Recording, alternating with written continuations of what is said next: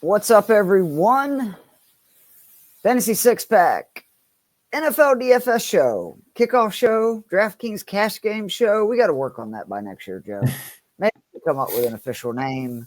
But, we're more worried about stats, data, giving you winners than we are coming up with a cool, jazzy name.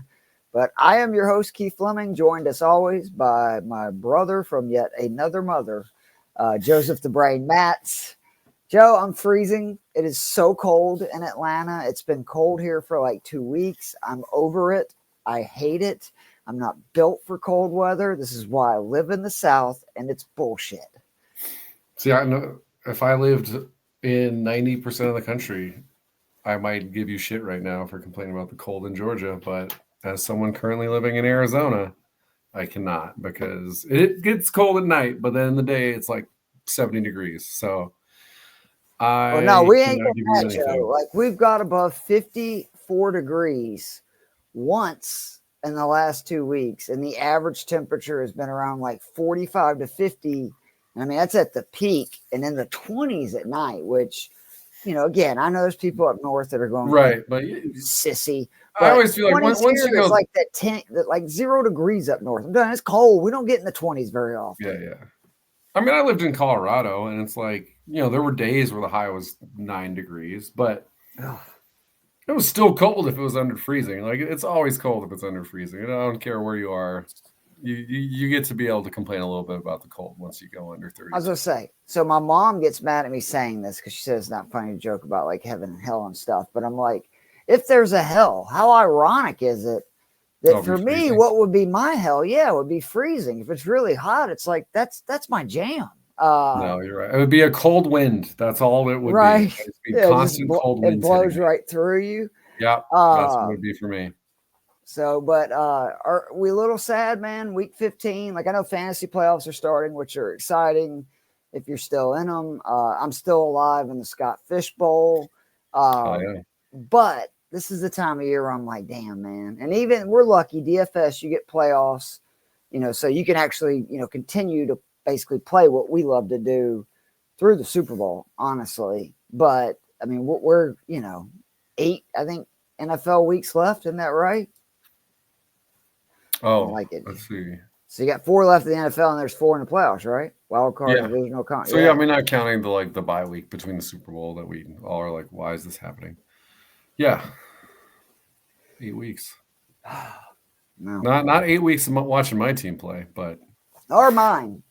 Thank you, Kirk Cousins. Thank you, Terry Fontenot, and screw the Falcons. If you did not see and you want to laugh, now granted, I want to set the record straight. I made this pie bet.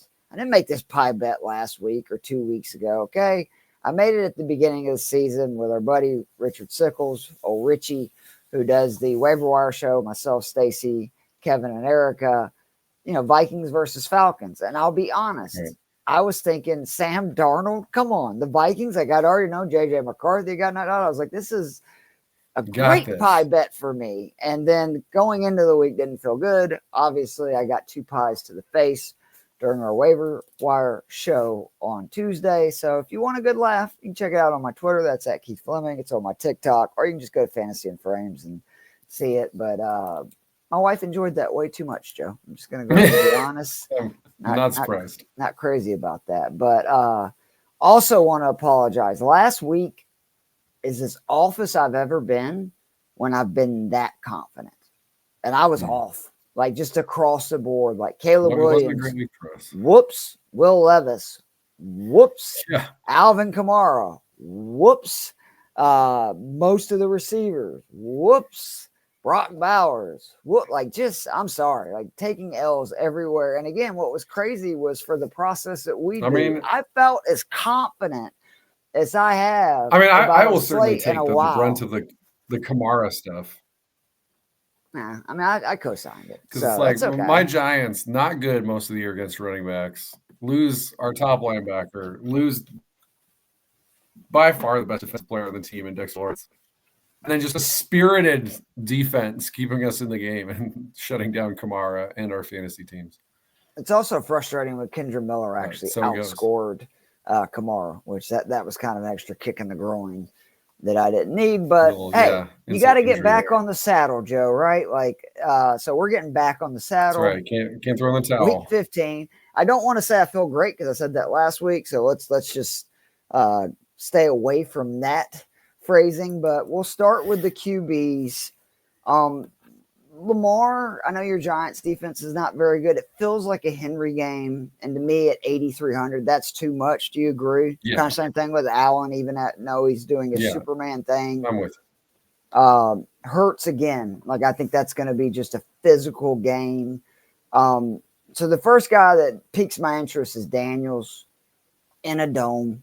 You know me, I love these QBs when you get them indoors. And he's played one game indoors this year. He scored 25 points. I just like, yes, it's Brian Robinson week. We'll talk plenty about him when we get to the running backs, I promise you. But this New Orleans defense is still really bad. Like, I truly believe that. And again, he's not my favorite play by any means. We'll get into the guys I like more. But if you want to run with him, I do feel like at 7,500, he's kind of a discount, especially when New Orleans offense has been consistently scoring points. So I think. Well, but you have to remember, Carr is out now. Oh, you're right. Ooh, now that may be because he inexplicably just tried to hurdle his own player in a game where the Giants were never going to score more than 13 points. But yeah, how'd that work out for him, Joe? Not great. Broke his hand, so yeah, problematic. Maybe he just was done. He was like, "Look, man, this season ain't going nowhere. Yeah. I'm going to go out like a hero." So actually, that makes me pivot. So now maybe I'm thinking Burrow 7,300 at Tennessee. What do you think? The guy's on freaking fire. I mean, I went back and looked since week 9, 30 burger, 36 points, 32 points, 25 points, 28 points. And the touchdowns in those weeks, 5, 4, 3, 3, 3. Seriously, he's having one of the greatest seasons I can ever remember by a quarterback on a bad football team, ever. The closest thing off the top of my head, I mean, we obviously saw Drew Brees have incredible seasons on like 7 and 9 Saints teams that had like the worst defense in the NFL, which I guess there's a reasonable chance that they're going to finish 7 and 10 or 8 and 9 with maybe the defense that gives them the most points in the NFL. So yeah, more recently, I mean, I think the last season that Deshaun Watson started in the Texans, if I remember right, they went like 4 and 12, and I was like, I feel like this guy's like the 5th best quarterback in the NFL. But yeah, this is honestly, I think this is the best Joe Burrow's ever played. And 33 touchdowns, 6 picks. Yeah, he's barring 700 yards. A miracle, they're out of it, and it's like if you just removed the records and just looked at the stats of what the guys are doing, you'd be like, oh yeah, Burrow is like right there with Allen and Lamar. You'd be like, one of those 3 guys is winning MVP. And then you look at the records and, people want to put a running back ahead of Joe Burrow. So it's like, that's what happens. Would this team have a win without Burrow though? Because to me, then if you want to really get to the definition of most valuable player, like could Cincinnati have one win this season without Burrow? I think not. I'm pulling up their schedule right now. I mean, maybe if you want to argue Dallas, but they scored 20 points. They're definitely losing to Dallas without Burrow. I think that's safe. I mean, they've had a pretty tough schedule. Like the New England game week 1, and maybe that's on you them. want to You got to win argue that game, but the Raiders game because the Giants week 6, they still had most of their guys. It was still a whole Giants team. It's just been unbelievable, but I do kind of like Burrow. The issue with Burrow is then stacking him gets really expensive, and again, I like guys below that I feel almost just as confident about. The first one I want to talk about because I want to get your thought on. Am I overlooking Bo Nix? Because he was not on my list initially. Mm-hmm. More than anything, just because, again, I like the guys below him. We'll get to the main guy in just a second. But do you think Bo Nix, and yes, that is a train in the background. You're not going crazy if you're listening to this. Is that, should he be overlooked? It did concern me a little bit. Like, he's kind of, if you look overall, he's had 2 huge games in the last 7, and then a lot of like 16, 14, 18, 19 pointers. Well, he's 6,300. So if we're going by our rule, he needs basically 19 points to just justify it. Right. I mean, the chances that he sinks you are incredibly low because, he does usually give us some rushing yardage. I don't think, the Colts are a defense where if you have a smart play caller and you have a good offensive line, which Denver has both of those, you can usually figure out how to attack this defense because it's not one that changes a lot. You're just going to see a shit ton of zone defense. And if you're patient and willing to pick it apart, you can do well. Bo Nix has surprisingly done well throwing down the field, which I think was most of our biggest questions about him. Mm-hmm. And I don't think he'll see a ton of pressure. So it's certainly possible that we are overlooking him. I would say in a cash lineup, I think maybe we are because I think his floor even more than Tua at $200 cheaper. Because to me, Tua, like, again, a team in a dome with that speed, the way he's throwing it, Houston is a pass funnel. Like, good luck running on that team, but that's okay with Miami. We'll just throw it to A-Chain. We'll throw it to Hill. We'll throw it to Smith. We'll throw it to Waddle. I actually think Miami's going to win this game on Sunday. Picked Miami too, so here we go. Oh, man, here we go. But a big reason is I think they're going to outscore them. Like, I do. Like, I think Houston's going to have to score points.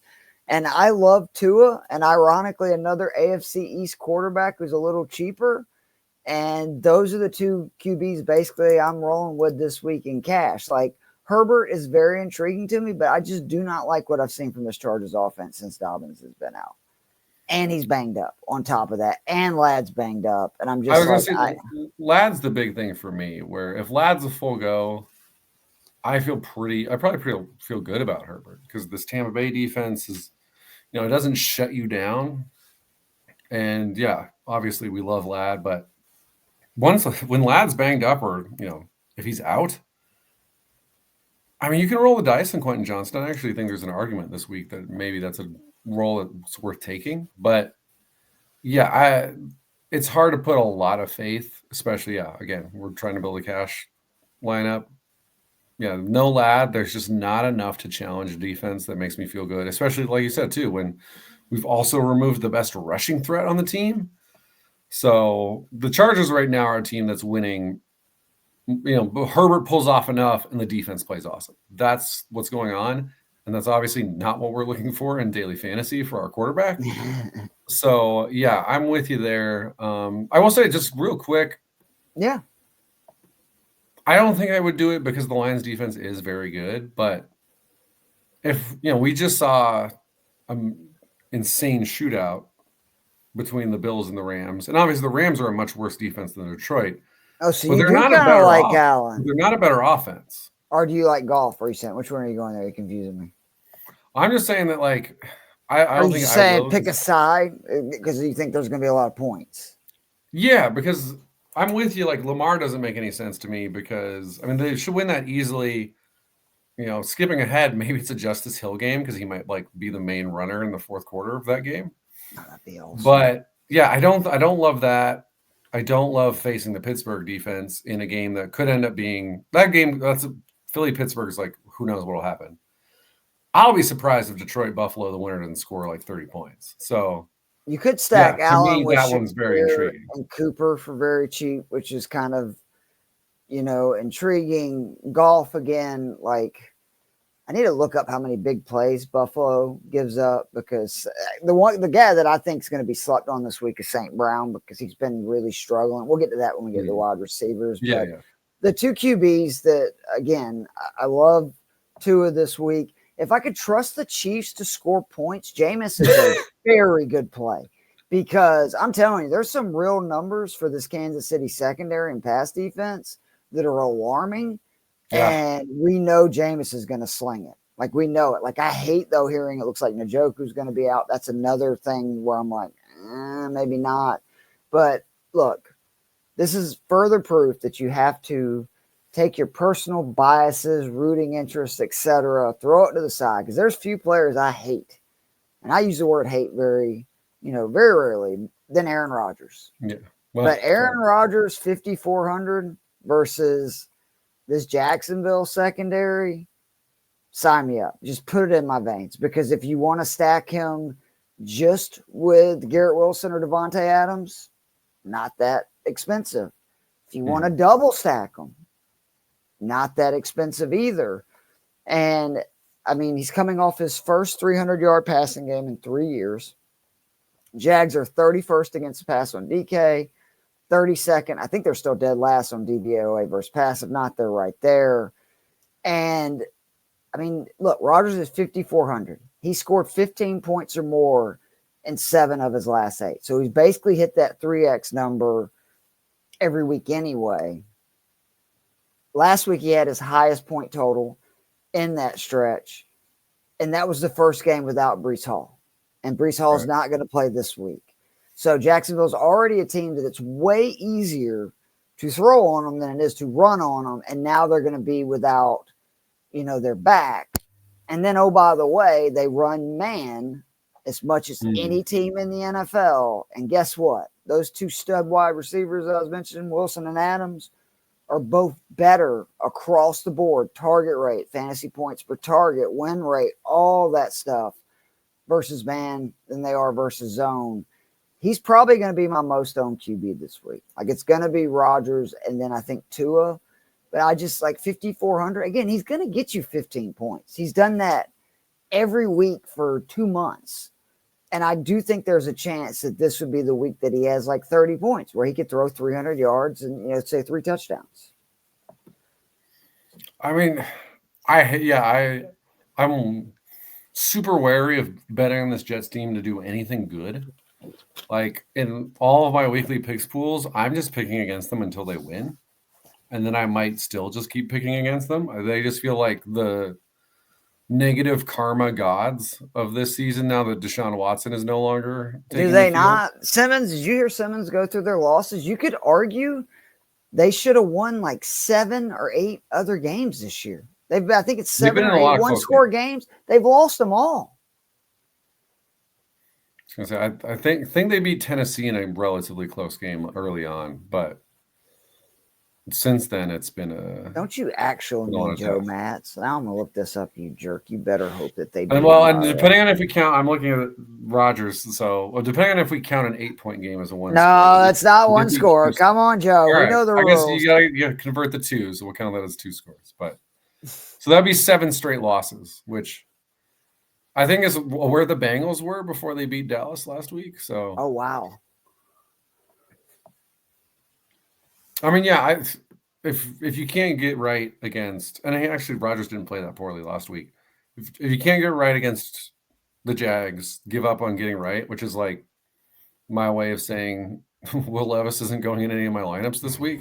Yeah. But even though there's Rodgers has fallen off, but he's not Will Levis level yet, right? Right. Yeah, and he's still got Garrett Wilson. He's still got Devontae Adams. That all makes a lot of sense to me. Part of me, though, if by the way, he's throwing it 35 times per game over the last 7. Yeah. And it was 39 last week for the second consecutive week. So, yeah, I think there is a very good argument. Let me see if I can read your mind. Were you about to go Bryce Young at 5,300?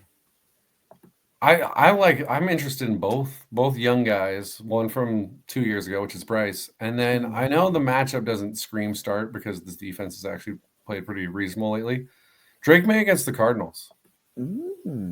Because again, Drake May has played 6 games where he's attempted at least 30 passes.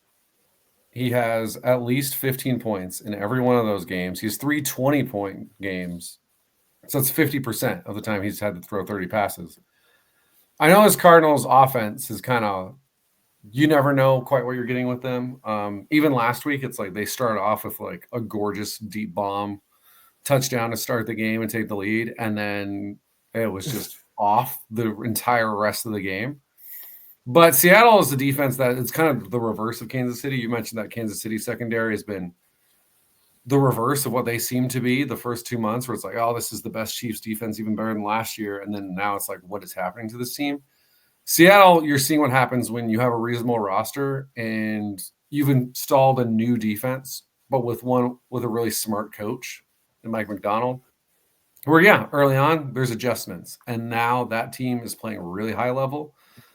So what I'm saying is the Patriots are not what the Seattle defense is right now. They're not close to it. Christian Gonzalez is good, sure. But this is the type of game, or I'm talking about, about the Patriots where Christian Gonzalez is good, but there's plenty of other weapons on this Cardinals team.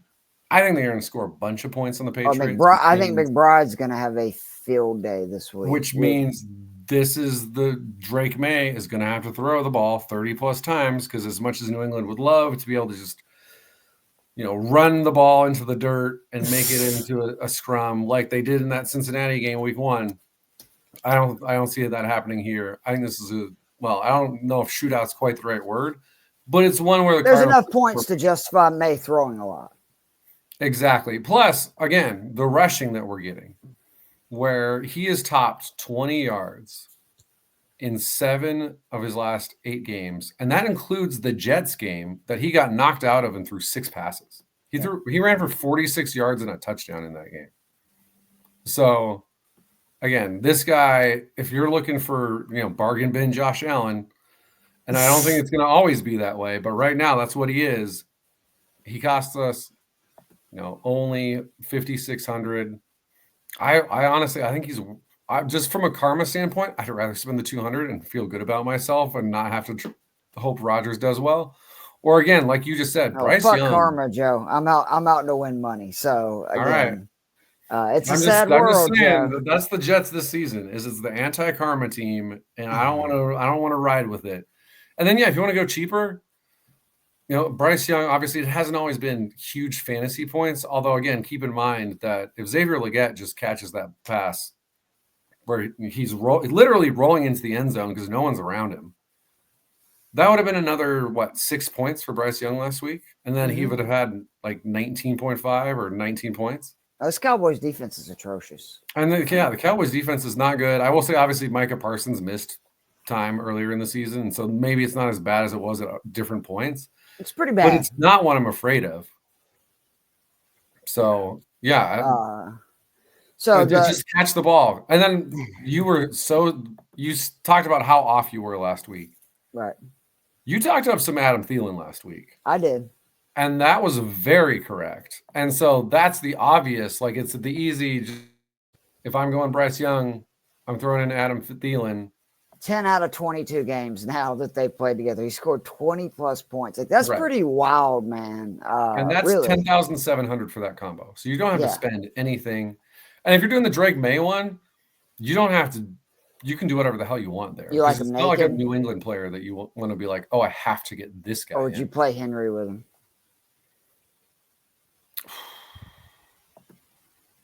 I guess I would play Henry right now because I just think the target share he is getting as of late is so high that I think that's probably the play, even though Arizona's been pretty good against tight ends. I think that would still, just because if he's going to see 9 targets, he's going to catch 7 of them, and we're getting 10 points. So that's probably where I would go in cash.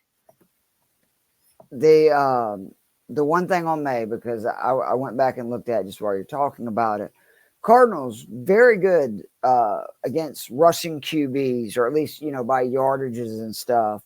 Mm-hmm. But then I went all the way back to the first 2 weeks, and now granted, they've played some rushing quarterbacks like Caleb Williams and and held them to nothing since then.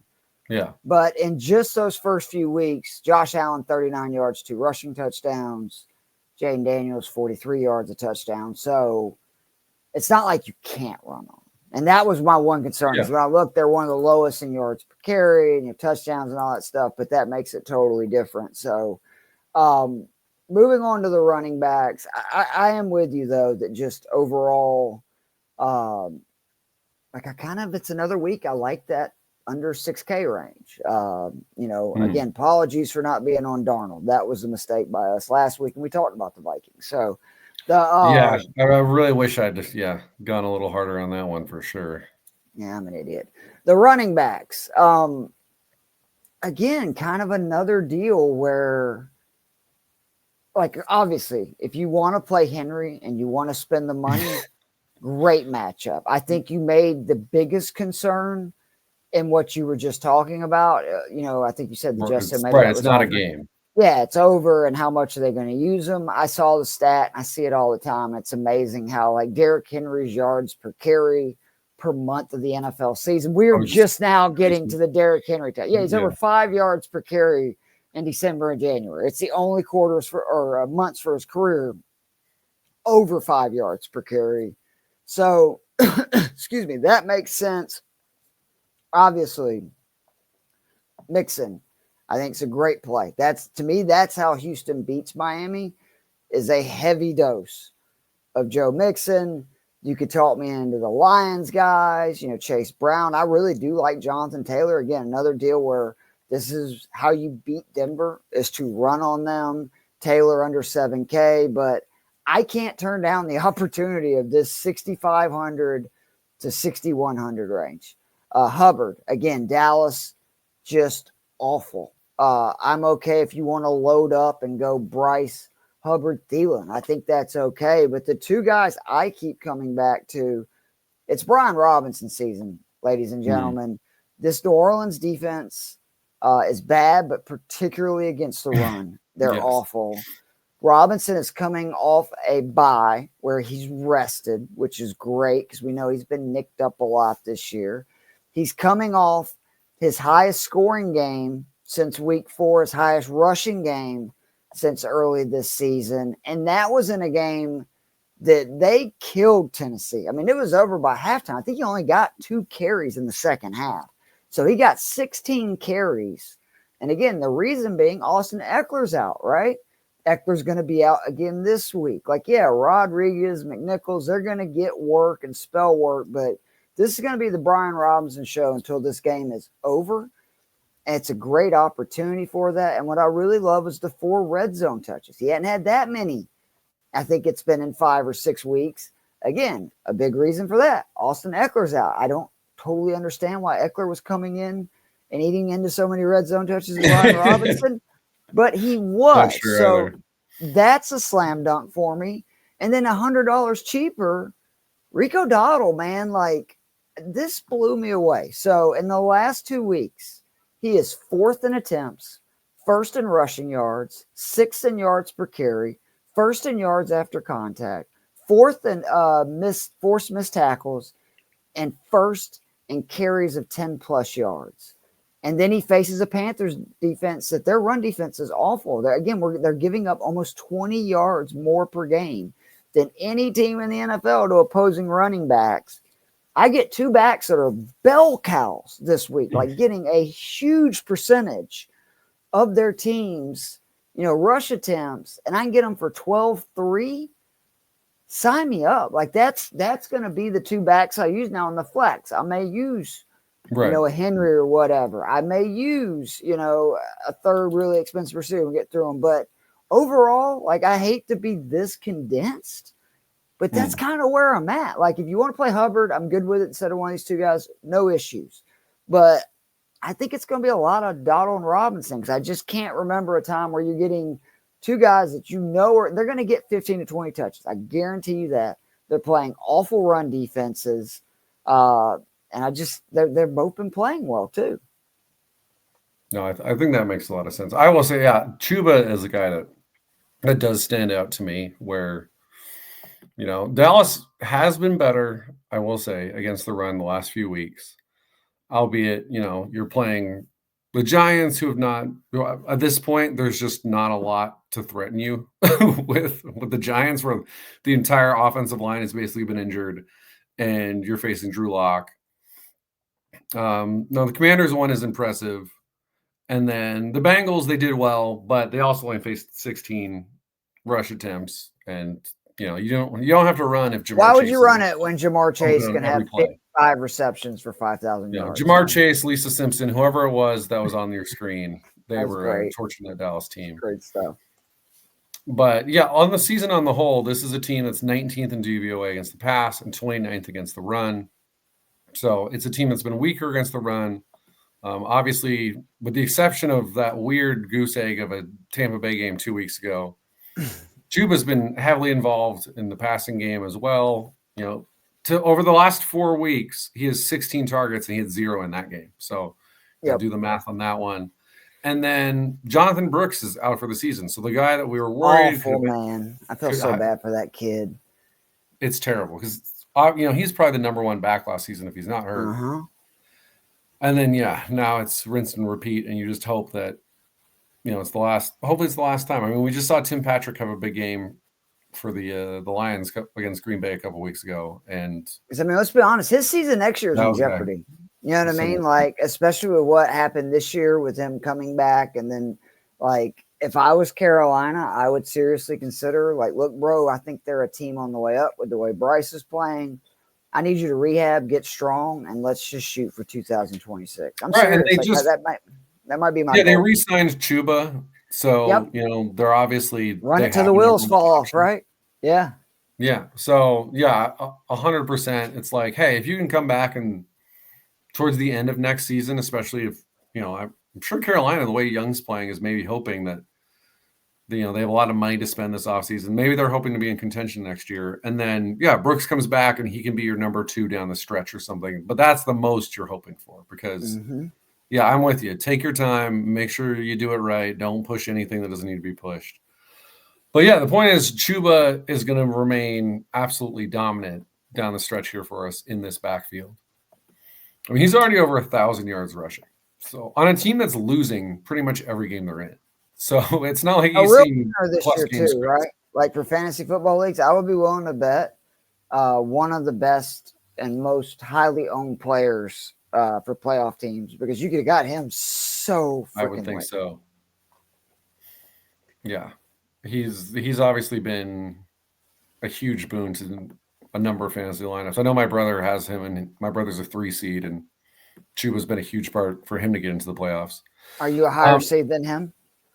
Oh, I'm in 2 leagues, and I'm the number 1 seed with the most points in both leagues. So. He's got 4 catches too, Joe, by the way, in 2 of his games in his last 5. Love that. And then if you don't like that, then I think you can also just pivot to Dawdle. If you're like, Cowboys have been strong down the stretch, and I want to see Mike McCarthy keep his job, which is actually everyone who's not a Cowboys fan wants to see the latter part. You're so bad. Then Rico Dowdle is obviously facing the team that's been the worst against runs. So, again, that makes sense. And I 100% with you on Brian Robinson. Again, I always talk about this just to drive the point home where it's like passing the ball is pretty much universally more efficient than running the ball.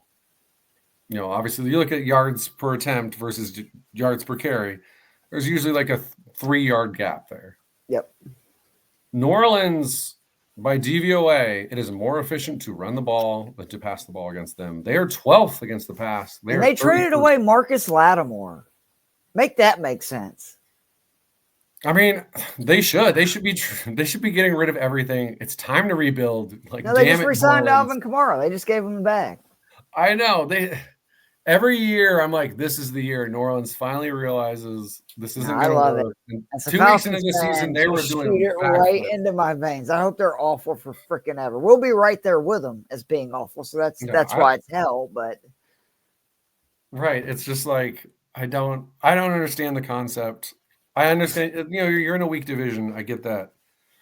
But you're in a weak division. You can't even win with your current strategy. So it's time to bail. It's time to have a new strategy. But for Falcons, Bucks, and Panthers fans, continue to enjoy this bizarre team building or lack thereof that New Orleans is doing.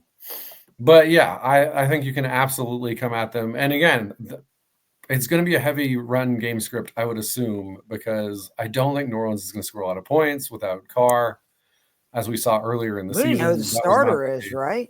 Like they've gone back and forth on either Hainer or Rattler, I think I've read. I think it's going to be Rattler, but honestly, I guess I don't know that for sure. It doesn't matter here because I'm Brian Robinson. Either way. Yeah, supposedly Rizzi reportedly named Hainer the Saints starting quarterback for Sunday's game per Nick Underhill at New Orleans Football. So yeah, again, New Orleans. Sorry that this is just going to continue to happen to you guys, but it's not good. So there'll be some MME lineups, don't you think? Where, and we'll talk about this obviously on the Daily Fix tomorrow on Fantasy and Frames, where I'm going to have multiple commanders. Maybe a little McNichols Robbins. I was maybe going a to little say, I think Rodriguez McNichols is an Robbins. interesting one. Obviously, cash, I'm probably not going to be putting McNichols into any lineup. No. I mean, these are. But MME, yes, 100%. I think that play makes a lot of sense. And then, I mean, likewise, Justice Hill, I don't, do you want to throw him into a lineup in cash? No. Maybe not, but at the same time, last 3 weeks, 8, 14, and 6. Well, actually, you know what? Because what is he, 48? 48. Yeah, if you're looking, if you're trying to save everywhere, I don't hate it. I still think I would lean on, because you know what? I forgot. And Keaton Mitchell, I need to pay attention to that too, because he's been, I know he's back on the team. He was inactive, obviously, last week, but I do want to keep an eye on that because they're coming off their bye. Literally, other than that, for me, again, I completely agree on the Hubbard thing. He was the other guy I was really looking at. You could talk me into any of these expensive guys. Lions backfield, you don't know which one. Chase Brown gets a ton of volume, but again, I think Burrow's going to have a huge day. Henry's probably the only guy in that expensive range that I feel really good. He's going to get his before it's, over with, even before they go to the backup. So I kind of like that 6K range. It gives you a lot of flexibility at the wide receiver. Go ahead. Yeah, I mean, I think I am with you. I will say that, I do always love to check the PFF advantage stuff. Sure. And they have the offensive line for the Lions as an 80% advantage over Buffalo's D-line. What are the top 5? Give me that if you don't mind while you got it up there. Yeah, so the top 5 are Detroit. This is all in the run game. So Detroit, the Rams tonight, Philly, Dallas. So again, if I'm never going to say don't start Saquon, but for me against Pittsburgh, I don't want to spend that money. But Dallas that was again, one of the advantage or no? What's that? You said Philly versus Pittsburgh was one of the top 5 advantages? Yeah, actually, so they have it as a big advantage for Philly in the run game and a big disadvantage in their pass blocking. Wow, that could that makes me think. And Barkley probably be low owned this week. Maybe there is a play there. And then, Dallas, again, I think the Rico Dowdle play makes a lot of sense. Yeah. Even, I don't think Carolina is going to blow them out because Dallas has actually been, again, they almost beat Cincy, which I know Cincy's 5-8 or whatever, but Cincy's a way better team than they are. Cooper Rush is a good backup QB. He is very solid backup QB. And then Indy against Denver. So if you think Indy is potentially I told you the Jonathan Taylor to me is very interesting because I think that's a cheap price for him. But just to drive this Detroit advantage home. Yeah. So the Indy's advantage, again, 5th best this week. They have that at 37%. The Rams, who are the 2nd biggest advantage, are at 53%. And Detroit's at 80%.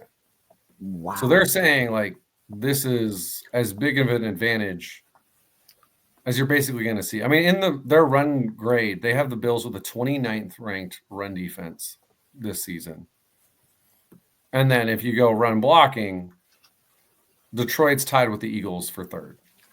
So I just hate, the only thing I hate about that, and that's great stuff, is that now that Montgomery's 7K, Detroit seems like no matter what back I pick, it's always the opposite. When I'm leaning on Montgomery, that's the game that Gibbs goes bananas. And the last month, I've actually leaned towards Gibbs, and it seems like there's been a real shift to where it's Montgomery's going to get 60 to 65% of the carries.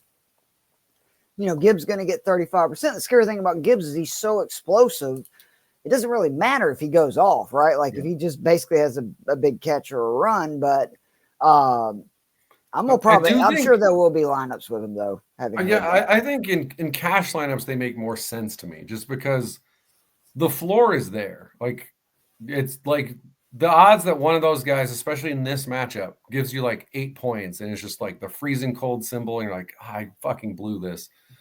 I just don't think that's very, outside of Buffalo just boat races Detroit, which I'd be very surprised if that happens in Detroit. That's the only way I think these guys aren't both hitting double digits. And yeah, the problem is, like you said, it really seems like it's kind of evened out where both guys are getting you around, 15, 17 points.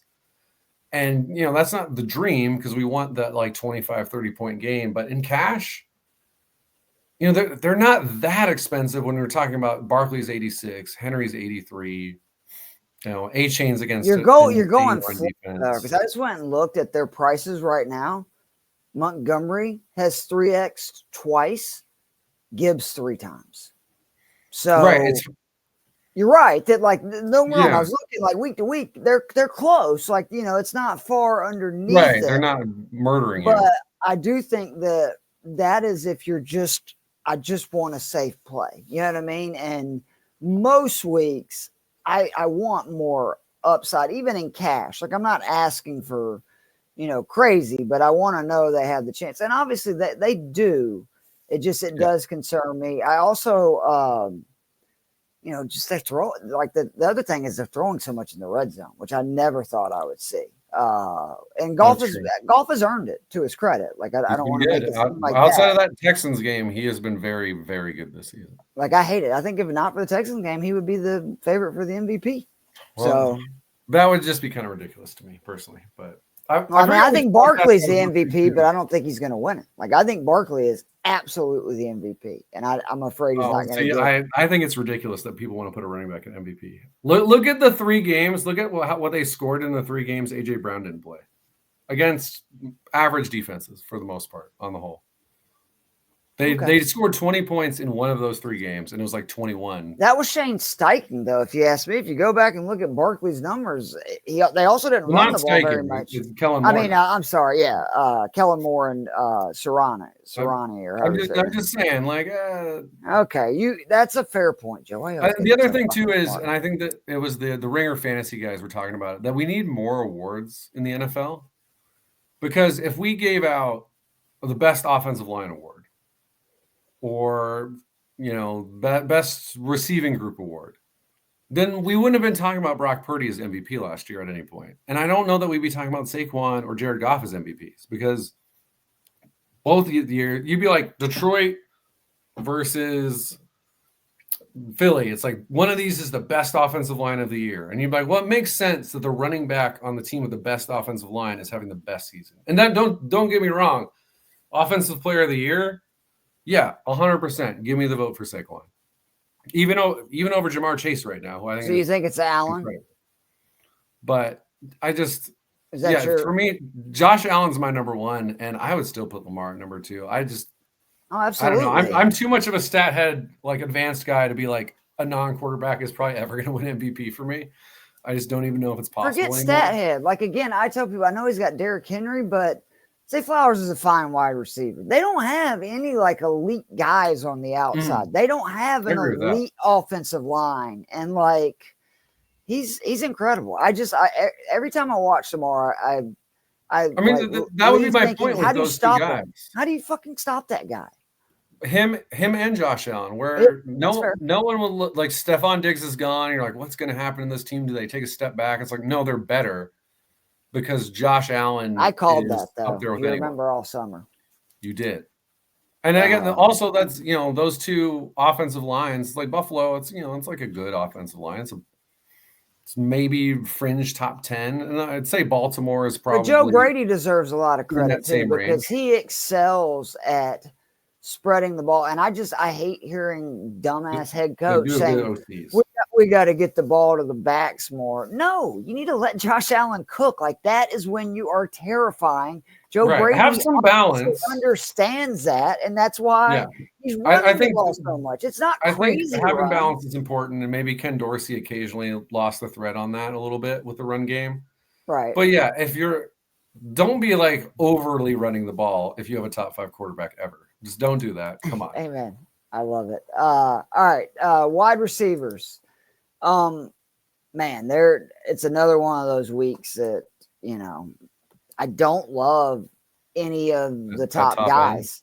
End. Yeah. Like, especially when I can get St. Brown, which again, I think despite what you're saying about the matchup, I think Buffalo's going to score. That's been one of the big issues for Detroit lately is They've just been leaning on the run so much. And don't forget, they give up a lot of yardage to number one wide receivers. Only the Ravens are giving up more this season. Is that true?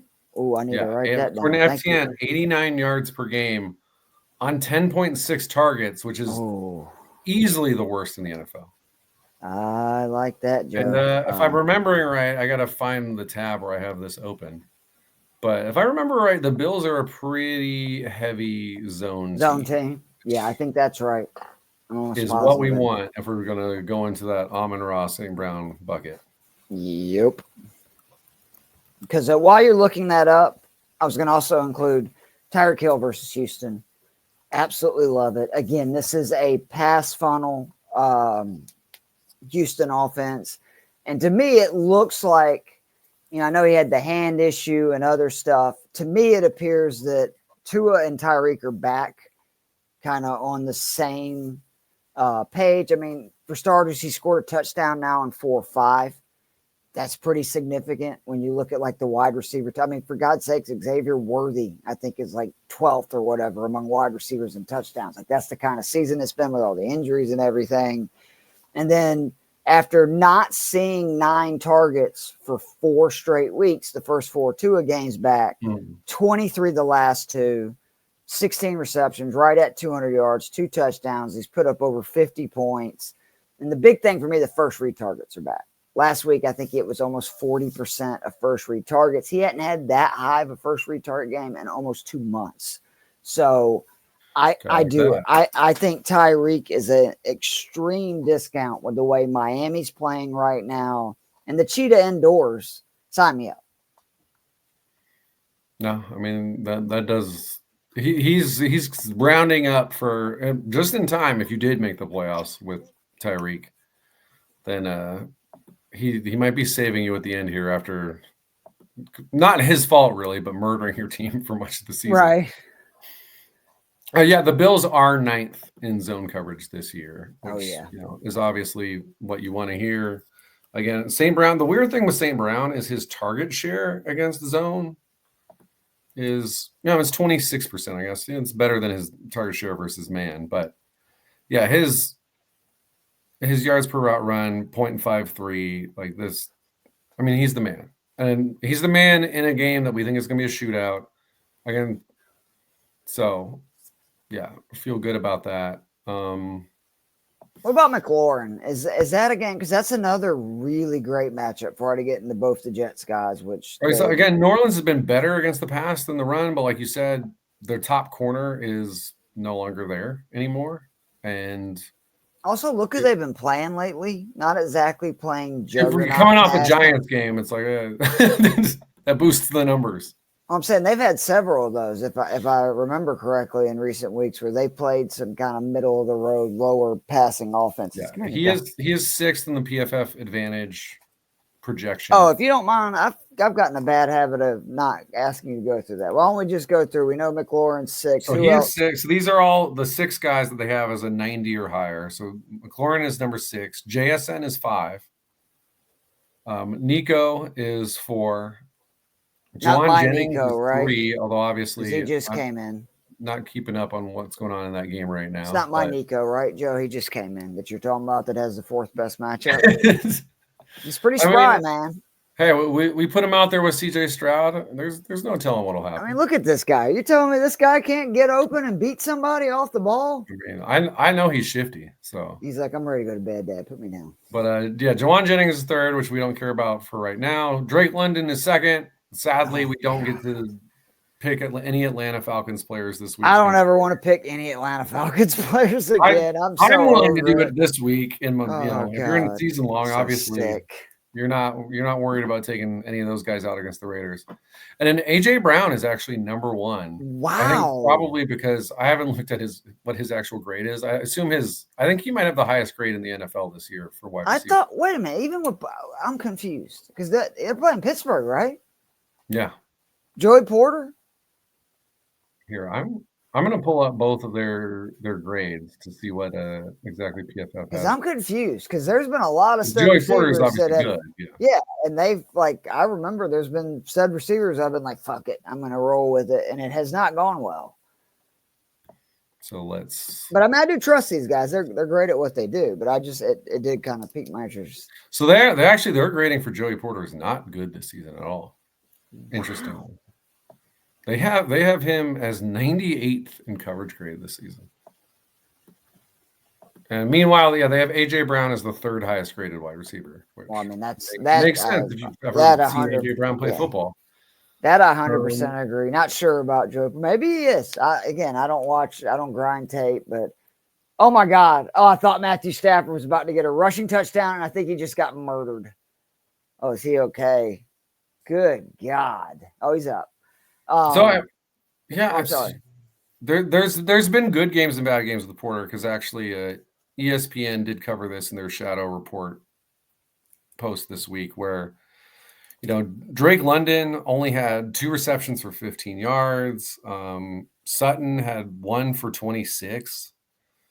But, McLaurin had 5 for 113. Higgins had 5 for 69. But don't forget that 5 for 113 included an 80-yard bomb. If I remember correctly, right? Like, wasn't that one of the games that he caught one of those bombs, I thought, in? I can't say I remember, but there's been a couple of those. The one of it, I think the Dallas one erased my memory of everything else because that was so insane. But it's certainly a possibility that he had a 54-yard catch in that one. So that was his long in that game. So almost half of his yardage came on the one play. But, that's all you actually need, especially – right. No, we're talking about AJ Brown. So AJ Brown gets open deep. Things happen. But yeah, I'm with you. I'm probably not going to be throwing AJ Brown at 8,000 against a good Steelers defense. Imagine if Jamar Chase had a plus matchup this week, what his ownership would be, because it's probably still going to be high, even at 8,500. But yeah, I'm with you. I think I'm probably bumping down most likely to McLaurin, I think, because I actually like the Jets guys slightly more. That's true. If you are especially going to do that Rodgers play, obviously those guys are not facing the stoutest of defenses this week. So Wilson versus man, which again they run as much as anybody. 28%. His is a small bump. I think his is 24% versus zone. Adams, it's a huge bump. It goes from 24% to 34%.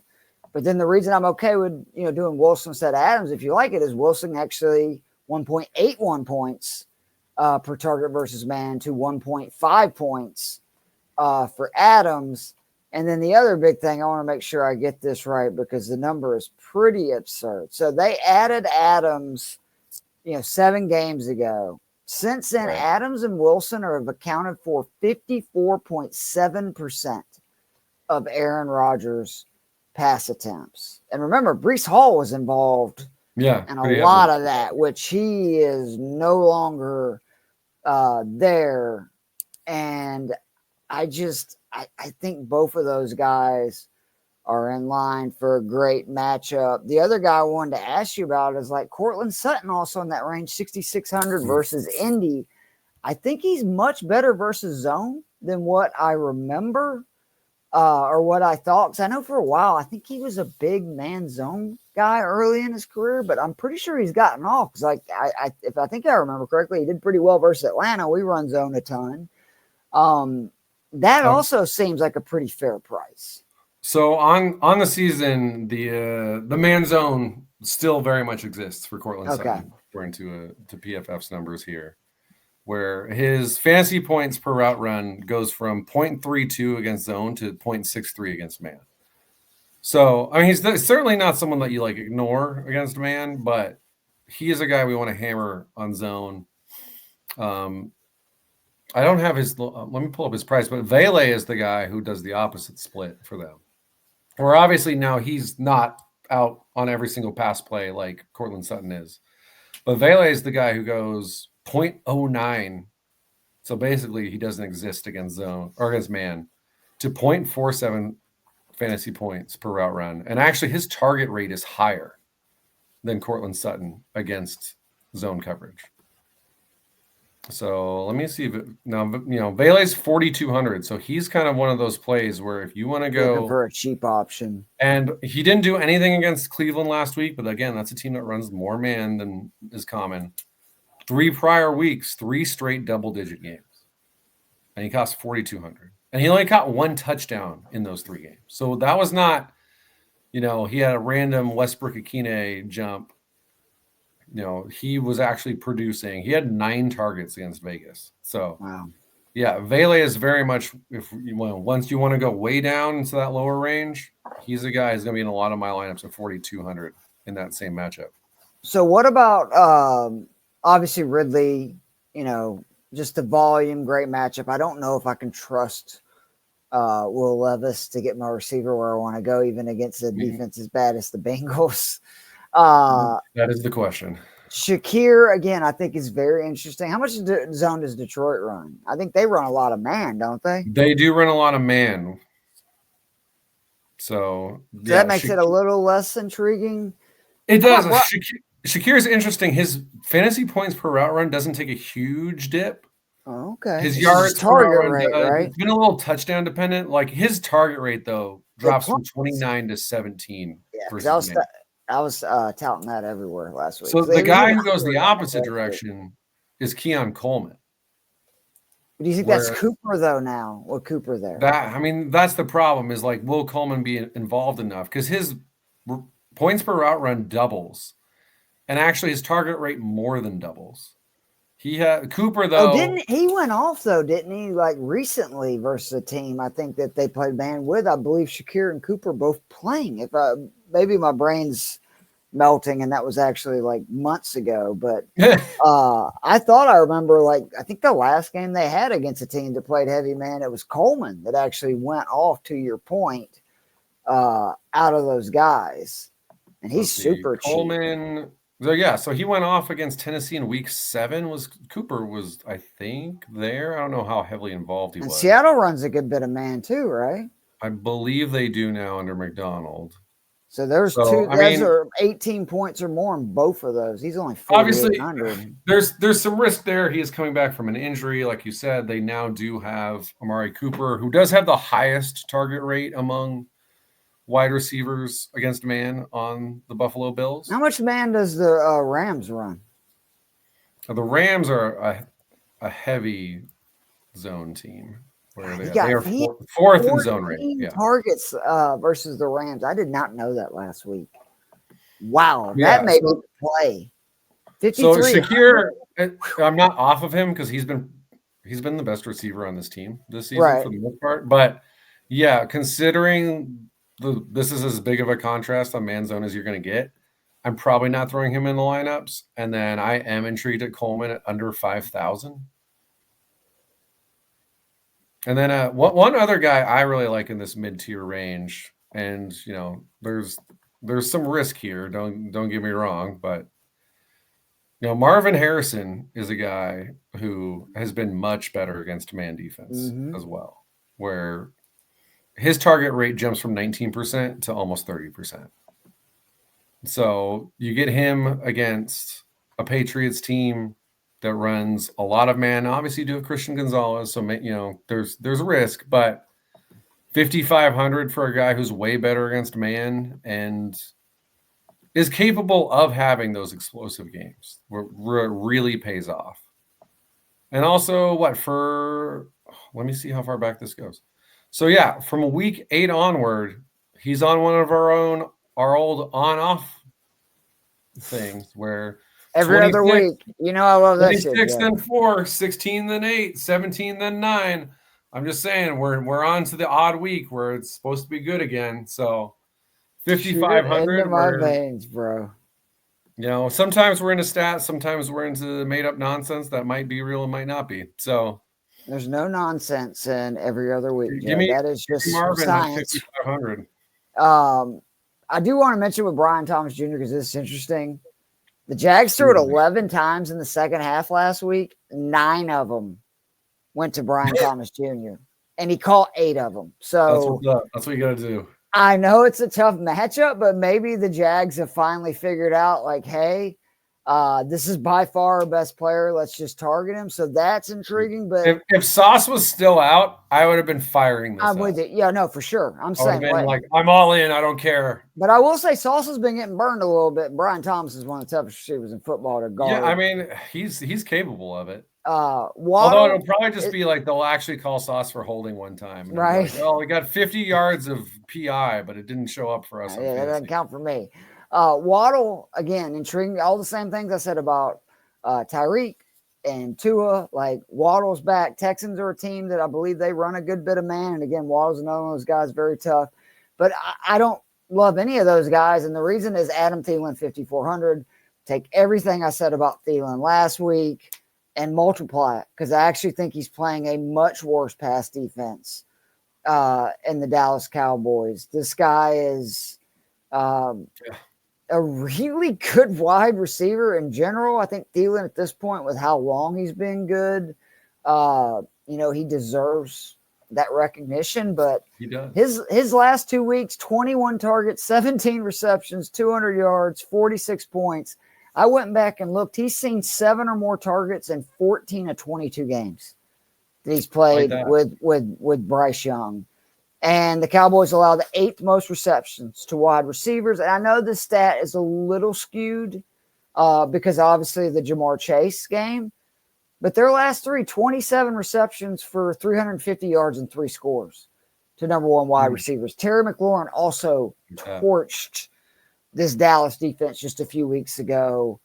I think Thielen is the best value on the board at any position this week. Like, I feel so good about him at 5,400 when you look at the guys around him, and honestly, even the guys in the 6K range, because we know with Bryce Young starting, he's going to get the ball. And I think Dallas is going to score. So that's good for Thielen, Young, etc. Yeah, I mean, every time I doubt Thielen, which is basically every year for like the last 4 years, where I'm like, this is an old white guy, and there's only so much you can do. And then, then he'll have 100, 200 yards and a couple of touchdowns over the last 2 weeks, and it's just like, gosh darn it, this guy, he's still got it. It's absurd. I think that play makes a lot of sense to me. And then my guy Josh Downs is back. I was literally about to ask you, because that was the other person that I wanted to pick your brain on. I don't know exactly when it happened. I think it was maybe this offseason when I was digging into some of the numbers for the Colts receivers. I was like, is Josh Downs just really good? He was 7th in slot receiving yards last year, which I don't think enough people talk about. Like, that is significant. A lot of very good wide receivers play a lot of snaps now in the slot. So for him to be 7th as a rookie, dude. Yeah, his fantasy points per route run is over 0.5 against both man and zone. Wow. So Denver's a heavy man team. His target rate is higher against zone than it is man, but it's still 24% against man, so I'm not worried about it. I also Adonai Mitchell's like the flyer guy against man, where his target rate's 39% against man, which is insane. Pierce also another guy that I think like he gets a bump.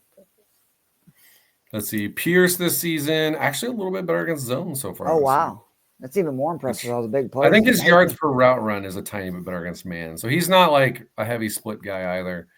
But yeah, if I think there's a good chance that, again, Denver has plenty of success against this defense, because it just seems like the type where the Nix-Payton combo is meant to defeat a team that just kind of runs soft zones all over the place.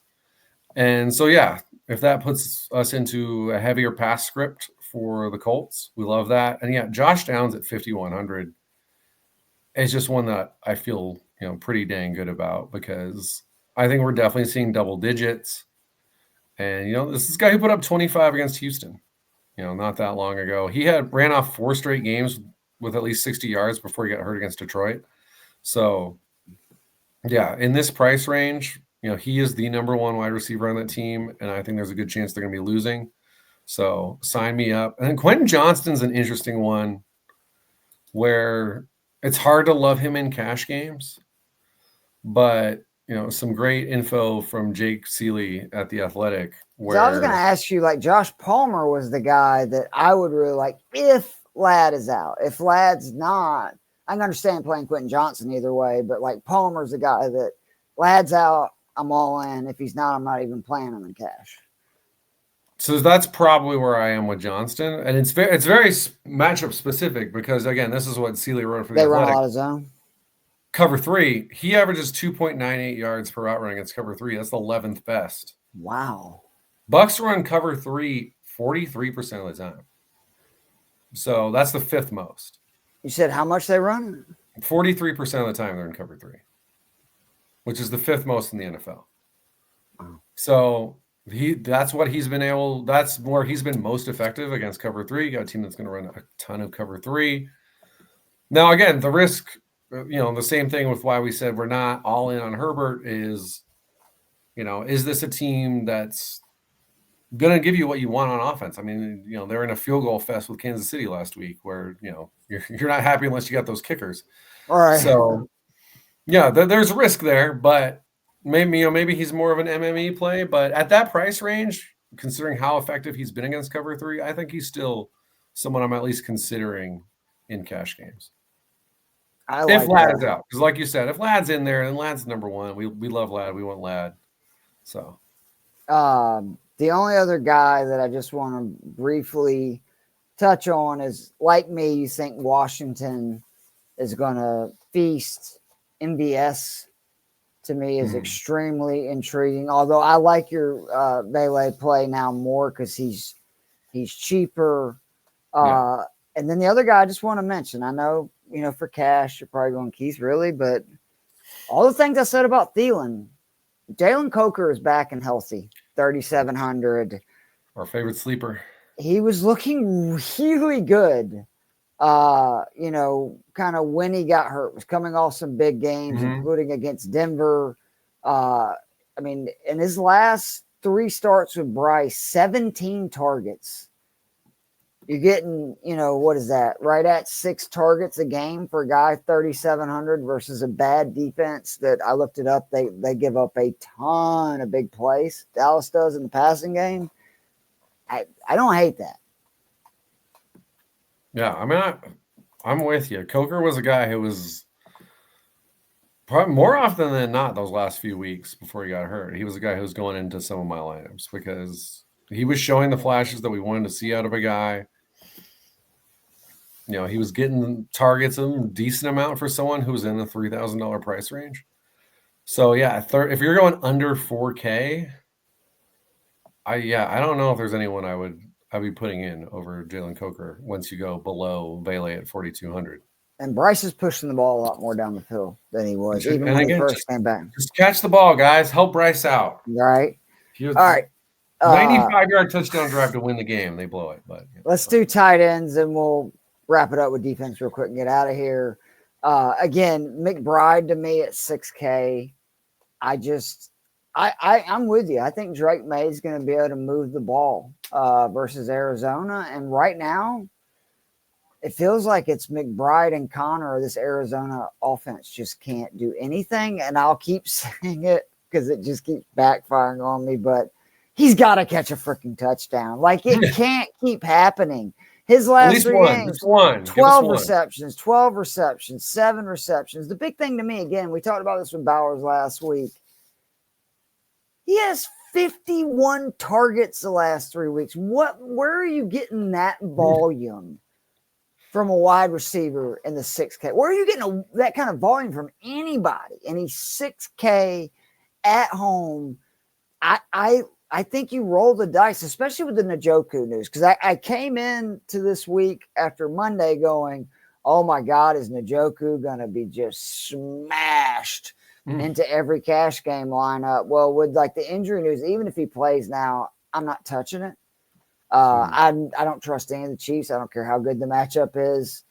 McBride 6K, especially with me liking those like 6K, running backs. We talked about a ton of guys in that kind of 5K range. I like it wide receiver. Same thing for QB.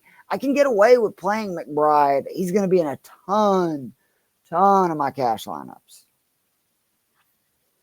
Yeah, tight end, it's like some weeks we feel really good. This week, you just look at your screen and you see so much red when you look at the top. Right. We're just like, oh, I don't love this. And then, like you said, it's like Kelsey's the one where you're like, oh my gosh, like he's got the prime matchup. And it's like, it's weird to like not feel good about Kansas City's offense for the most part, but that's where we're at. That's that is where we're at. And so, yeah. And, if Njoku, if they're like, hey, he's actually a full go 100%, then sure, fire him up. But yeah, I don't trust it now. You know what I mean? Like I know that he was banged up enough today, and if you're leaving it for Friday, it's like that's all 24 hours ago that he was probably not going to play.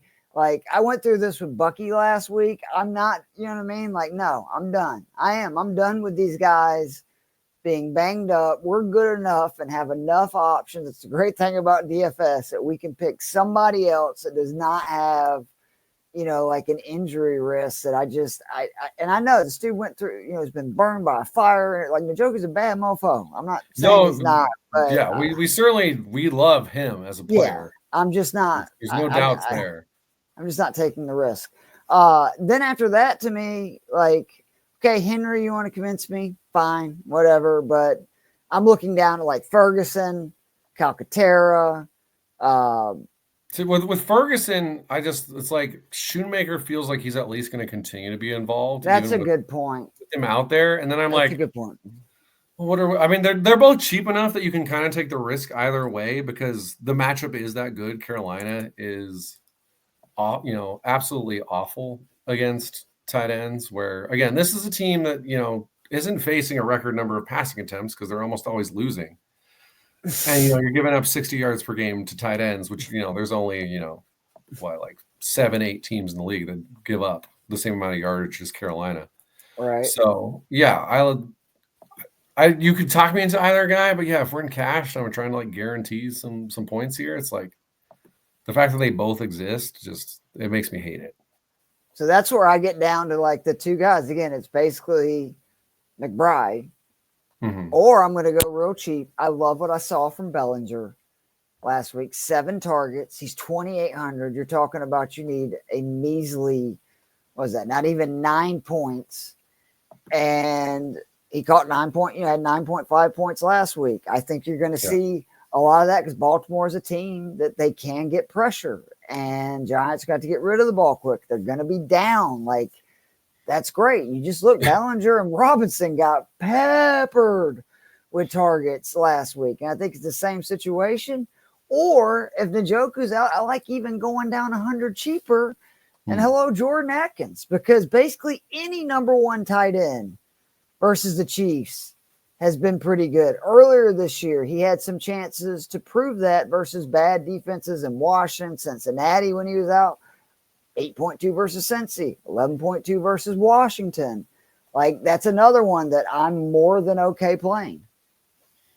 Yeah, I mean, we're at the point in the season now where it's like, when we look at the season-long stats for any defense versus certain positions, it's no longer like, oh, well, they played this guy and he went off. It's like, there's been 13 games. Like, you had the chance to earn it off. Kansas City is easily leading the league in yards given up to tight ends. I mean, you look at different places. You get freaking Tommy Tremble caught a touchdown versus them 2 weeks ago. That's when I'm like, okay, yeah, your defense is awful. The only defense that's giving up over 75 yards per game to opposing tight ends. Wow, it's 75. Oh, Brock just missed a potential game-winning touchdown throw, and that's my boy. It is. So right. So and if you want to go really low, I think there's opportunity there. Like you said, Bellinger basically hasn't existed until last week, so there's some risk there, but you're spending nothing because it's 2,800. But isn't that when Johnson, wasn't that his first missed game? I believe that was Theo's first missed game. So, and obviously, they believe in Theo. I think physically he's good. I was excited. I was like, man, you got a little tight end. Yeah. So I understand why they were doing that. But yeah, Bellinger, he's had his moments the last few years, and opportunity is there. Like you said, it's a plus matchup. And I don't love a lot of these tight end things. Like you said, it's like, hey, if McBride's a go, we're just hoping for that touchdown. And if that happens, we know we're getting our money's worth because he's doing everything else as good as anyone who's, not Bowers or Kittle. Right. But then, and Njoku, because of the health stuff, I don't feel awesome. The Cowboys guys plus matchup, but there's two of them. I don't really care about the Arizona defense being pretty good against tight ends. I do like the Henry one at 4,300. But I'm even in cash, but just so I can spend up elsewhere. Akins, Bellinger, that might be the move. Are we sleeping on Janu? So I went back and looked. You see that number? Laporta, 3 for 66, touchdown versus Texans. Hunter Henry, 3 for 41, touchdown. And this is another one of those teams. You look at they've played the Colts, the Vikings. I think they played the Jags. I know without Ingram once, potentially twice. The Bills. They played the Colts again, obviously. The Jets. These are teams that they don't really throw to their tight end. You know what I mean? There's not an option there. Because this was also just a couple weeks ago versus the Cowboys. Ferguson did play. He had 1 for 11. Remember, got knocked out. Shoemaker, 6 for 56. Spawnford, 4 for 42. That's 11 receptions right there to tight ends. Part of me does wonder, does Janu have a chance to go get it? No, you literally just, again, you're saying exactly what the pros are saying because, Nathan Janke, the lead guy at PFF, his breakdown of Janu says, he's facing the Texans defense that's been really good against tight ends. They have not faced a top 7 ranked tight end this year in fantasy points. So they've been feasting on, like you said, teams that are not throwing to their tight ends a lot, to tight ends who are just okay. And obviously, this is the best streak we've ever seen of Janu. This is all of the potential that the Patriots / Arthur Smith saw in him coming to fruition. So so glad my Falcons let him go. By the way, we don't need a guy that we wouldn't have thrown it to him anyway. What was so funny though is we did throw it to him, and I'm going. I was going to say Arthur Smith loves Jonnu Smith, who I can't believe he didn't end up in Pittsburgh. To this day, how about the win for Arthur Smith right now, where it's hey, look, I got reasonable quarterbacks that other teams didn't even want anymore. Yep, and it's the offense is good. And then it's man, why is he using Jonnu Smith so much when Kyle Pitts is there? And right now it's is Jonnu Smith just better than Kyle Pitts? So maybe why is he throwing it more to Kyle Pitts? And now the one thing that is indefensible was he refused to feature Bijan, which that has been proven really quickly that hey, we might have won a few more games if you just hand it to number 7. We drafted the only top 10 running back since 2018. Yeah. Probably would make sense to use him, but I'm with you. I agree. I think Arthur Smith is a very bright offensive mind. I think agree. Was clear in Tennessee. That was terrible an interesting offense with bad quarterbacking in Atlanta. But I think there's a certain amount of maybe he's been humbled now. Maybe he'll come back better if he gets another spot, but as a head coach. But I think there's a certain amount of arrogance of maybe overthinking it because you're smart and then you just think you're the smartest. And then that leads to some mistakes. But going back to Soriano, he's just to me bad in-game coach. Sorry, go ahead. Yeah. But I think you're probably right. If someone wants to roll Kelsey, that's fine. This is one of the better times you could do it. But I think for me it's probably McBride unless we get great news on Njoku. If I need to save some money, I'm dropping down to Smith. Then I'm dropping down to Henry. And from Henry, I'm dropping down to – I might just go straight down to the Bellinger-Akins combo. So that's kind of the different tiers of where I would go depending on how I build the rest of my lineup. Because I don't look at this tight end slate and think I'm building around the tight end. Because there's weeks where unless it's McBride, right? That's McBride's the only guy where you might do that. Because there's obviously you're saying building around to where with a QB and everything too. Yeah, I agree with that. Maybe building the rest of my lineup and if there's a couple of cheap wide receivers again, I like the Vele play. I think Keon Coleman's interesting. You could talk me into Waddle, Smith, and Tua for a pretty cheap trio Right. that I So like in cash. Like that's not yeah, a if bad I'm play. feeling good about all that, and then I'm like, all right, I have the money, then McBride. But otherwise, yeah, I'm just gonna kind of see where I am at. I like it. I think I'd rather play Janu this week. I think you talked me into it. Nathan Jenkins, good to know me and you are on the same wavelength, bro. And I'm not the only nerd that has to go, wait a minute, I see that number. Let me go back and look match by It's match also who they just play. Jonnu Smith's one of my favorite guys because it's just fun to yell Jonnu. Janu! Yeah, like That's something good incredible. happens and you want to yell this guy's name. You're like, fuck yeah, Jonnu. And so like I love every time he's in my lineup and good things happen. And the last month it's only been good things. You would love it a lot more if you didn't have him on your team last year. It drove you crazy, and then we let him see. off. Yeah, I'm one of the people who drafted Dalton Kincaid in one league, and then I think it was his bye week or he got injured, and I was like, you know what, Jonnu, let's ride. And so the last month I've just been like, this is the greatest move I've ever made. I told you I'm still alive in Scott Fishbowl, and I really believe I would be winning this shit. I had Janu Smith on top of Bowers and McBride, but at that time I had both Pitts and Likely, and come on, 5 tight ends, like it's too much. Smith was actually not doing really anything at that time, and I swear to you, the week I dropped him, Pitts has done so bad. I finally dropped him last week. I did pick up Kyle Katera, what I texted you about, and played him. And dropped Janu Smith, and that was literally when he started his heater. And I would have one of the nastiest tight end sets ever. You are kind of the tight end whisperer, so. Oh, I love tight ends. You know what can I say? Stacy would make some kind of perverted joke. That's okay. Check out the Waiver Wire show if you're into that. Defenses, real quick. We'll get out of here. It's one of those weeks that I really like the bottom teams. I love the Pats 2,400. You can talk me into that in a minute. Part of me really, really believes that the Chargers are going to struggle. Like with being banged up, everything. Tampa Bay's on a heater. They get a lot of sacks. That defense, I don't hate. And then the other one, again, this is in this low range that I don't hate is Cleveland versus KC. I know the Browns' defense has been really bad.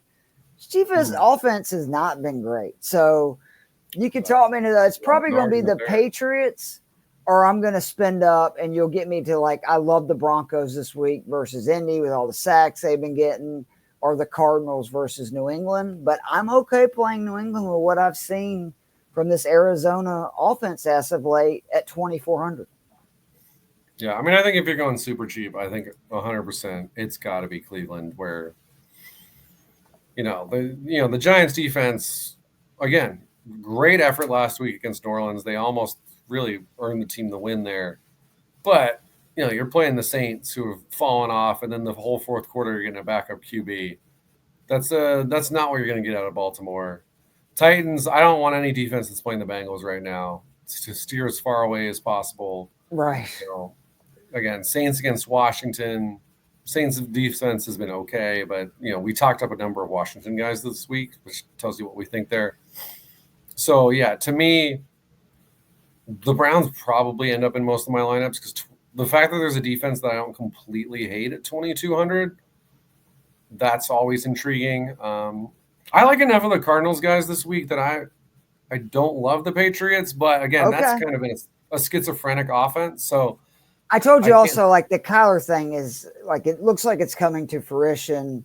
I've been saying this now. I think it's the second year. You look, Kyler Murray falls off a cliff. The back half of seasons. Did any Call of Duty come out yet? Has that happened? I don't know. So I don't know. I always forget that he's a gamer head. Yeah, we gotta keep that in mind. I worry a little bit about what we've seen from this Houston offense. Oh, I know the other defense. That makes Carolina. Does Carolina intrigue you? Carolina. Because do you know how many sacks they've had the last 3 weeks? I'm looking at it right now. And 13. I like the number. I like the number. Holy smokes. Because I don't think they forced a turn. Oh, they had 2 interceptions in the second game. So I'm sorry. They do have 2 turnovers, but 4 points or more in 3 straight because of the sacks. So you're not concerned about Miami getting just burned on the run like they are, burned through the air potentially by, Nico and the boys, because they've been. I didn't like their performance versus Green Bay. Obviously, the Jets moved the ball up and down the that field, would be the left big and right. concern is maybe this turns into a Green Bay type game. Right. But I mean, the thing that Houston's just frustrating to me.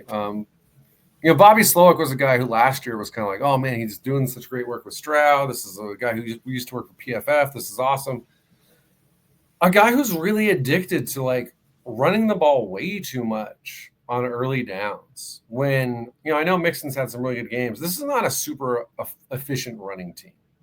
Like you look at things like success rate, they're not. Are you sure that's just not Joe Mixon voodoo? Because we could be making the same case when he was in Cincinnati. When it's in Cincinnati, that might be Joe Mixon voodoo. So, Nico, obviously, I expect he's going to get better and better the further away he gets from the injury. But there's a part of me that's just like this Houston offense has not looked great for really the last couple months. And Miami again, awful in that Green Bay game, like you said. Mm-hmm. And otherwise, they haven't played a lot of great offenses as of late, but at least 3 sacks in 4 of their last 5 games, not counting the Green Bay game. And one of those games was against the Rams, which, let's not forget, they held the Rams to 15 points, got us 9 on fantasy. So I'm at least intrigued there, but I think you're right. I think I'm probably going to be trying to go Carolina, Cleveland, depending on how much money I have. If I can get Carolina, awesome. And otherwise, Cleveland, just don't give me negative points, and the fact that I can only spend $2,200 there, that's going to give me hopefully a way to make a lot more somewhere else. Yeah, because I wanted to look up real quick. If I remember correctly, doesn't Cooper Rush take a lot of sacks too? That's an interesting because question. that's the other part. So he took 3 versus Cincy last week. I want to say your Giants had a good bit, if I remember. Even though they did not sack him once. Wow, that was the problem in that game. That is kind of shocking. Let's see. His sack percentage for his career is actually he's doing. I'll take that back. So it was 5. I think I may just run Cleveland. I'm more confident on New England again than you are. The other one, just I'm just saying, Indy has all of a sudden got a bunch of sacks. That's true. Maybe that extra week. I think Bo Nix is eventually going to turn into a pumpkin. I'm not trying to be a hater. It's not just because I was wrong. I think there's limits. I know Bo Nix's limitations, and I think somebody's going to figure out at least for a week or two, like, hey, let's do this. And he's going to be like, oh, my God, what do I do? Especially when it's not like Denver's the kind of team that can just run. That's not an option for them. So, but I'm with you that I think that's not that anything's risky actually with the defense. Fuck it. You just pick one and play it. If you're spending in the range that we're talking about, then, unless you did what we did like week 1 and we play Carolina and New Orleans scores 48 points.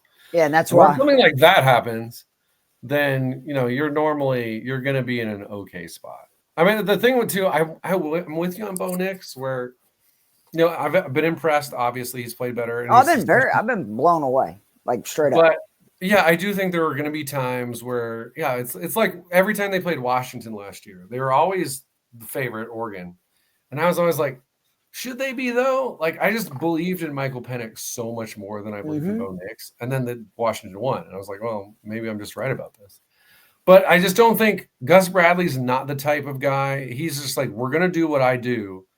And we're going to do it as well as we can with the players I have. Yeah. And the Colts have reasonable players, so it's a reasonable defense. But it's just not the one that I think throws you for a loop. This isn't facing Todd Bowles. Yeah, they run cover 3, right? Bowles, they're probably, I think, higher than the Bucs at how much they run cover 3. If I'm remembering Gus Bradley right, I'd be surprised if they're not number 1. So yeah, I don't think this is the week where that happens. Maybe I'm wrong, but yeah, I think the plays we talked about where, if Carolina can get pressure, maybe that's interesting. But yeah, the fact that Cooper Rush doesn't take a lot of sacks, now that's making me go back to let's just roll with Cleveland, where Jim Schwartz is a good defensive coordinator. Kansas City's offense has been weird this entire season. Let's pocket that money and go get points with the players that actually score points. All right, let me hit you with some breaking news as we end the show. Stafford, man, I love that dude. Huge throw on 3rd and 6 to basically put a fork in the San Francisco season. For me, I'm even happier because Kyron Williams, the only guy I had going tonight in the Scott Fish Bowl, 26 for 101. There's a lot of people, I'm sure, playing and left in that 500 teams in the Scott Fish Bowl with your Kittles and, you know, all these guys. And really outside of Puka, nobody did nada. So that is good for your boy. And I said it on ESPN Northwest Florida on Wednesday. I think the Rams are the one team that everybody in the NFC is going, please don't let these guys in. Because I know their defense is not very good, but I think their offense could outscore. They get some pressure though. Like Jared Verse has been good. I saw something about pressure rate that they've had this year, and like the number of guys that I think it was like had 30 pressures or something. I think they have like the highest number of guys who've hit that number. It's like no one's like, you know, it's not. I remember that it was posted, and then it had the screenshot of like Moneyball where they're just like, we're going to recreate Aaron Donald in the aggregate. And it's like, again, that's really smart, well-run team, obviously. And I'm with you. I think by far the team that you'd have to be most, you know, again, Seattle's defense has come around, but then their offense has gone the opposite direction. You don't know what you're getting from Arizona week to week. San Francisco is now out, barring something really weird happening in this game. You know, yeah, you get Matthew Stafford on a heater, as we saw last week against the team that people were arguing might be the best in the NFL. Anything can happen. So what a great job by that team to stick with it, considering the injuries they had early on in this season. Yep. And ironically, while we were saying the Rams were having the season from hell, they were just fighting. And the 49ers overcame it. The 49ers said, hold my beer. And in fairness, the 49ers, it's been much worse. Like the people saying, you know, Shanahan this, Shanahan, like, guys, you're on your fifth running back. Not. Brandon Ayuk has basically missed the entire season. Trenton Williams has missed now 6. Like, Bosa, like, it is. They've had 3 of the 11 defenders. So, season from hell.